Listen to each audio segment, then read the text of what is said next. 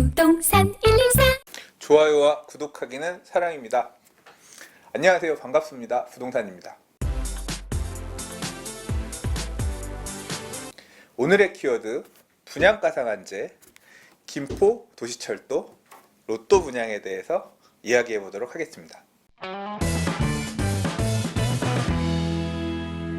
앞서 분양가 상한제 얘기할 때 했지만 분양가 상한제가 다 동일하게 작동될 거라고 생각은 안 해요. 애초에 지금 사실 후분양, 준공 후분양으로 도망가려고 했던 강남 3구의 재건축들의 분양가를 붙잡기 위해서 타겟팅해서 일단 나오고 있는 제도기 때문에 일단 그 단지들이 사실 나올 물량들이 지금 많이 있는 건 아니거든요. 그래서 올 가을 청약 전략하고는 조금 별개의 문제입니다. 근데 가을에 지금 가을도 큰 이슈가 뭐냐면 지금 청약제도 금융결전에서 아파트2 운영하고 있잖아요. 이제 그 운영 주체를 이 문제가 좀 있어요. 왜냐하면 뭐 재당첨 제한 문제라든가 뭐 이런 것들을 다 통합적으로 볼 수 있게끔 봐야 되는데, 왜냐하면 요새 부적격들도 되게 많이 나오고 있잖아요. 그래서 그거를 한국감정원으로 이관해서 이제 그런 부분들을 사전에 좀 어느 정도 검토하고 볼 수 있게끔, 그러니까 그런 공적 데이터들을 토대로 청약할 수 있게끔 뭐 이제 개선한다라고 했는데, 그거 하면서 한동안 청약 그 시스템이 가동 안 된다고 했거든요. 뭐 일부 기사에서는 그 시점이 올 10월이 아니라 내년 2월로 늦춰진다 그런 기사도 본 것 같긴 한데, 아직 좀 정확한 건 아니니까 그런 문제 때문에 청약 물량들이 밀릴 수도 있고 땡겨질 수도 있고 그런 변수는 있는 것 같아요.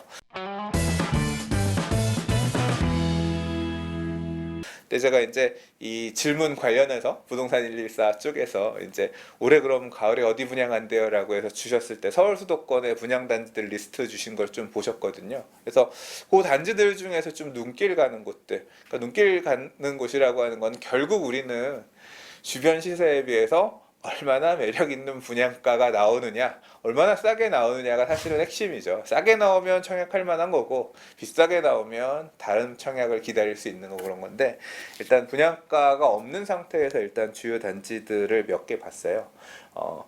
올해 분양했던 데들 중에서 가장, 제가 생각할 때 가장 언론에 많이 나왔던 단지가 어디냐면, 이 통일로 따라 쭉 올라가다 보면 서대문구에 홍제 3구역 재개발한 홍제 효성 해링턴 있거든요. 이제 거기가 결국은 다 뭐 긴 시간에 걸쳐서 뭐 무순위 사전 청약도 하고 해가지고 무순위 청약도 하고 해서 다 분양이 끝난 걸로 아는데, 그 통일로 라인의 재개발 사업 또는 재건축 사업으로 공급되는 물량들이 좀 있어요. 홍제 3구역에서 대각선 맞은편으로 보면 길쭉하게 생겨있는 홍제일 재건축이라는 데가 있거든요. 여기가 토지 등 소유자가 얼마 없어요. 그래서 한 조합원 수가 100명 조금 넘거든요. 그래서 일반 분양이 되게 한 500세대 좀 안 되는 걸로 알고 있는데, 제가 알기로는 사업 계획을 지금 변경하는 걸로 알고 있는데, 일반 분양이 되게 많이 나올 거라는 얘기입니다. 우리가 재개발 재건축 일반 분양 청약하려고 보면 조합원들이 안고 다 빼먹고 저층 중심으로만 나와서 에이 청약할 거 별로 없네라고 했지만, 이런 단지 같은 경우는 굉장히 괜찮은 층, 말 그대로 로얄층도 기대해 볼 수 있을 만한 물량들이 나온다는 거죠.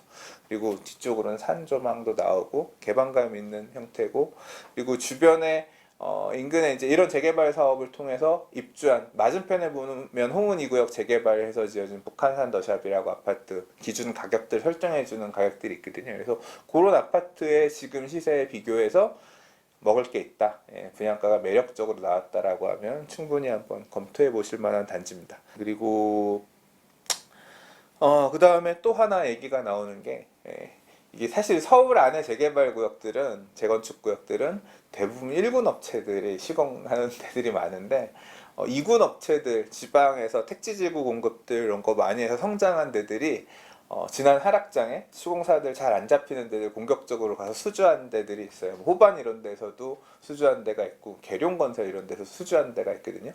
근데 보문이 구역이라고, 그러니까 이제 계룡 리슈빌에서 수주를 했는데 여기가 분양에 나올 것 같아요. 지금 7호선 보문역, 그 바로 역 앞에 있는 데인데, 보문 2구역이 한 일반 총 세대 수가 한 465세대 정도로 그렇게 큰 대단지는 아닌데 일단 역세권이기도 하고요. 그리고 일반 분양 개수도 뭐 적당한 숫자가 나오는 것 같아요. 조합원이 한 조합원이 한 170개, 180개 정도 가져가고 일반 분양이 한 220개 정도 나올 예정이니까 여기도 마찬가지로 로얄층 물량들이 좀 있을 것 같고요. 역세권이기도 하고, 그리고 이 보문동 재개발 구역 중에서는 이 보문 파크뷰 자이라고 재개발 사업을 통해서 공급된 단지가 있는데, 부동산 114 매물 보니까 가격대들이 30평대 기준으로 뭐 한 호가 기준으로는 9억에서 한 12억까지 나오더라고요. 그래서 생각보다 되게 많이 가격이 올라 있어서 놀랬거든요. 성북구에서는 뭐 12억 호가가 나온다는 얘기는 거의 탑티어 아닌가 싶은데, 입지로 보면 빠지지 않는 곳일 수 있거든요. 그래서 이런 데도 분양가가 괜찮게 나오면 눈여겨보실 만하다 생각되고요.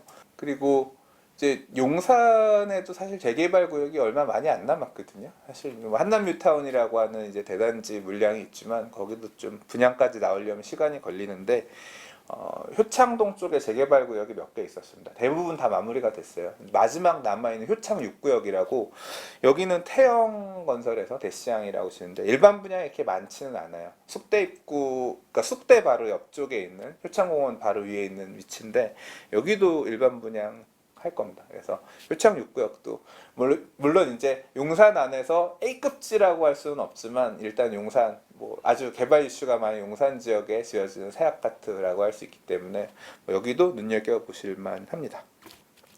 그리고 그 3기 신도시 관련해서 참 올 5월달, 6월달 시끌시끌했죠. 3기 신도시 중에서 그래도 관심 많이 받았던 지역이 이제 고양 창릉 신도시인데요. 이 창릉 신도시 옆쪽에 보면 행신동이 있고 그 옆으로 보면 대곡이 있단 말이에요. 그래서 대곡 개발에 대해서 관심을 갖고 계시는 분들도 되게 많습니다. 그래서 뭐 마곡동생 대곡 이런 식으로 해서 뭐 대곡 소사선이라든가 철도 교통 중심지를 이렇게 만들어진 이런 부분 때문에 대곡 관심 있는 분들도 되게 많이 계신데, 대곡 옆에 보면 고양 능곡 뉴타운이라고 있습니다. 그래서 수도권 투자하시는 분들이 되게 많이 봤던 지역인데 사실 이게 아직 주변에 이렇게 리딩하는 단지가 없어서 그런지 몰라도 조금 소외된 느낌이 있습니다. 그러니까 가격도 약간 약하고, 근데 이 지역에 아직 이 능곡 뉴타운에서 분양한 단지가 없어요.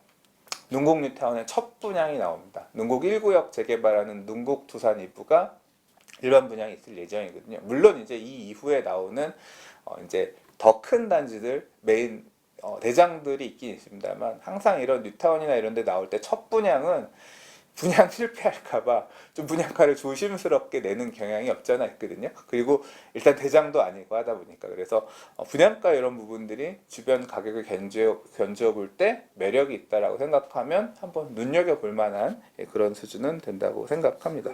그리고 또 분양 물량 중에서 북서부권 물량이 또 좀 있네요. 얼마 전에 분양했습니다. 덕은지구 첫 분양이 있었거든요. 그리고 뭐 분양가가 생각보다 높게 나왔다라고 얘기들 하지만 그리 나쁘지 않은 청약 결과가 나왔어요. 근데 덕은지구가 이제 앞으로 분양 물량들이 나올 겁니다. 그러면 덕은이 4,000세대가 민간 분양 물량이 다 하면 4,000세대가 좀 넘고, 그다음 뭐 추가적으로 국방대학교 분양하는 물량들 한 2,400세대 포함하면 덕은 국방대 포함해서 한 6,500세대 정도 택지가 만들어지거든요. 위치는 상암 DMC 디지털 미디어 시티 바로 옆이에요. 상암 2지구랑도 연결되고, 그래서 덕은에 순차적으로 이제 분양이 될 건데 이번에 A2 블럭 중 S 클래스 여기 분양할 거예요. 위치상으로 보면 여기 같은 경우는 만약에 아직 지금 확정된 건 아니지만 그 향동역이라 그래서 그 무슨 역이 무슨 전철이더라 지금 경의선, 경의선이 지금 화전역 있고 그 다음에 이제 DMC역 수색역이 있는데 그 사이에 향동역이 만들어진다고 하면 그 역에서도 그렇게 멀지는 않은 거리거든요.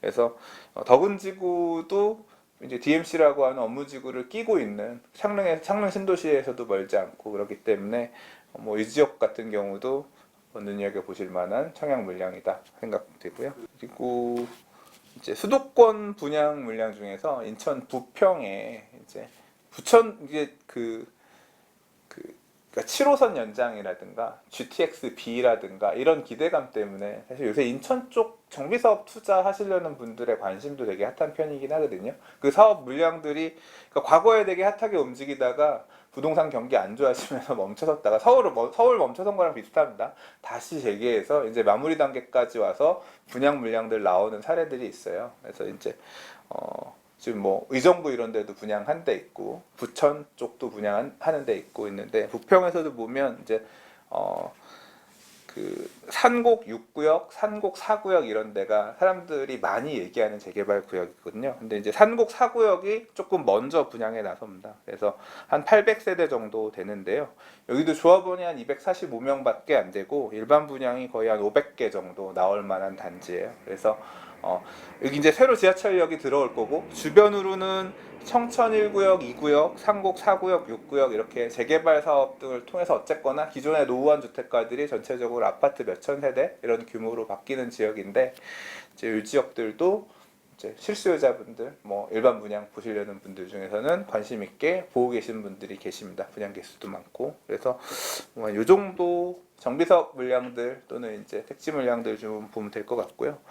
그리고 송도 신도시 송도국제 신도시 송도에서도 보면 6809 쪽 분양 물량도 있지만 사실 이제 기존에 송도 입주한 센트럴파크 공원에서부터 기존에 만들어진 지역들 있잖아요. 이제 그 인근에서도 포스코 쪽에서 이번에 몇 개 택지의 분양 물량이 나오거든요. 뭐 골프장 전망 나오는 택지들 뭐 이런 데들 나와서 뭐 그쪽 같은 경우는 또 사실 송도는 아직 지금 규제 지역이 아니기 때문에 송도 항상 이 기존에 머금고 있는 수요가 있어서 그런지 모르겠지만 또 청약하시는 분들이 이런 송도 안에서 갈아타기 뭐 이런 목적으로 관심 있으신 분들은 송도가 사실 지금 상승장에서 막 엄청 반등했다 그런 모양새는 아닌 것 같긴 하지만 또 청약 쪽 보시는 분들은 송도 안에서 남아있는 좋은 택지는 관심 있게 보시려는 분들이 계시는 것 같더라고요. 그래서 그런 물량들도 가을에 조금 준비가 되어 있는 것 같습니다.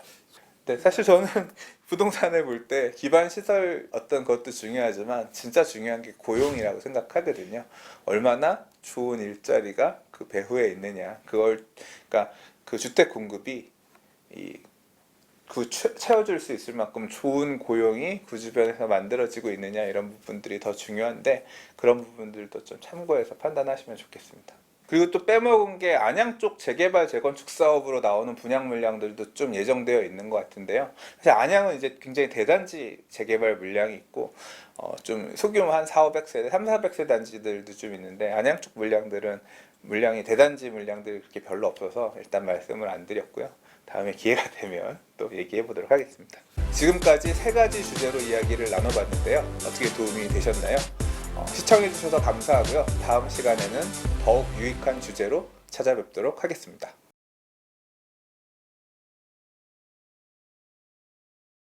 부동산